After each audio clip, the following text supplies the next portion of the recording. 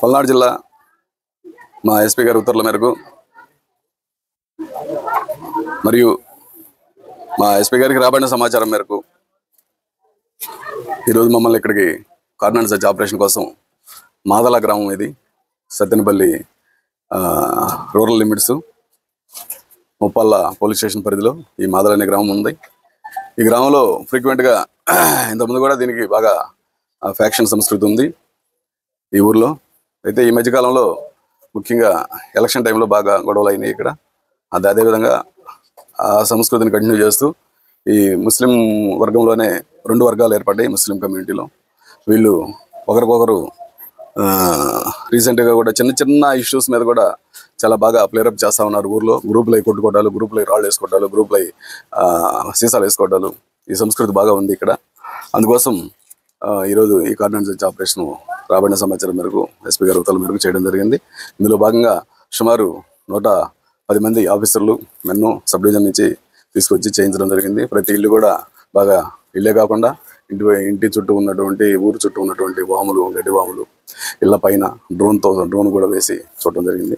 అందులో భాగంగా మాకు ఇప్పుడు ఇక్కడ ఈ ప్రెస్ మీట్ పెడుతున్నటువంటి ఈ ఏరియాలో ఇవన్నీ కూడా ఒక వర్గం వాళ్ళు దాచిపెట్టుకున్నటువంటి ఈ బడిసెలు కానీ, గొడ్డళ్ళు, కత్తులు, అలాగే రాడ్లు, కర్రలు, అలాగే సీసాలు ఇక్కడ ఒక వర్గం వాళ్ళు ఇక్కడ డంప్ చేశారు. అయితే ఇవి రాత్రి కానీ నిన్న కానీ డంప్ చేసినట్టు కనిపిస్తూ ఉంది. ఎందుకంటే రెండో వర్గం వాళ్ళు దీనికి దగ్గరగానే ఇటువైపు డంప్ చేసి ఉన్నారు. వాళ్ళు కూడా కర్రలు, సీసాలు అన్నీ భారీగా సమీకరించి పెట్టున్నారు.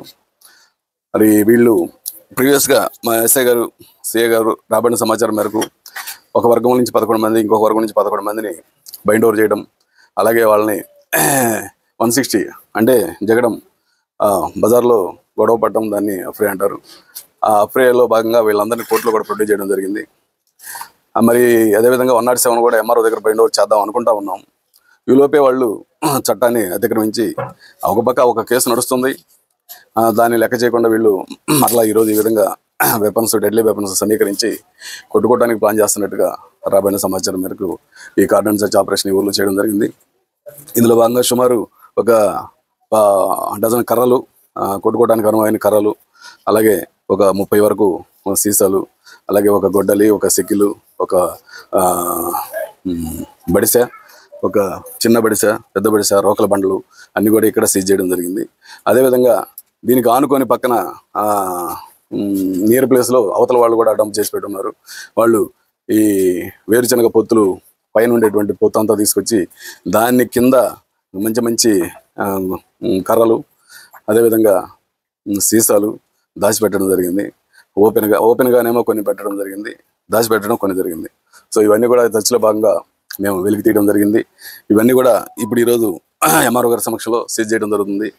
తర్వాత వీటిని ఎవరైతే పెట్టారో వాళ్ళ మీద మేము తీవ్రమైన చర్యలు తీసుకోవడానికి ముందుకు వెళ్తున్నాము. ఇది కరెక్ట్ కాదు, వీళ్ళు గమనించాలి. ఊర్లో ప్రజలు కూడా అందరూ గమనించాలి.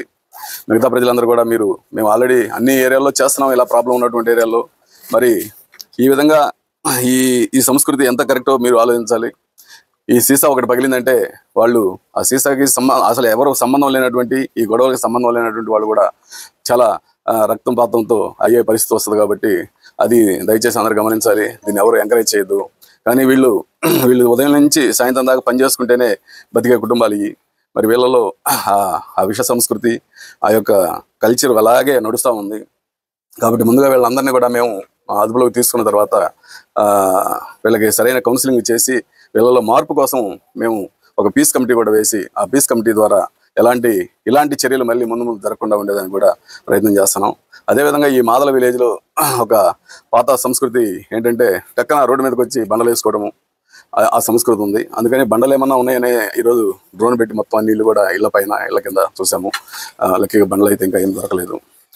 సో ఇది దయచేసి ఈ మాదల ప్రజలకు కానీ మండల ప్రజలకి మేము పోలీసు వారి అప్పీల్ ఏంటంటే దయచేసి ఇలాంటి సంస్కృతి ఎక్కడైనా ఉంటే కూడా, ఇంకా ఉంది, మాకు ఇంకా 2-3 విలేజెస్ ఉన్నాయి ఈ ముప్పాళ్ళ మండలంలో, వాళ్ళు కూడా దయచేసి ఇలాంటి సంస్కృతికి అలవాటు పడదని మనస్ఫూర్తిగా కోరుతూ ఎవరైతే ఈ చర్యకు ఉపక్రమించారో వాళ్ళందరి మీద కఠిన చర్యలు తీసుకుంటూ వాళ్ళలో మార్పు కోసం పోలీస్ శాఖ ప్రయత్నిస్తుందని ఈ సందర్భంగా తెలియజేస్తున్నాను. Thank you.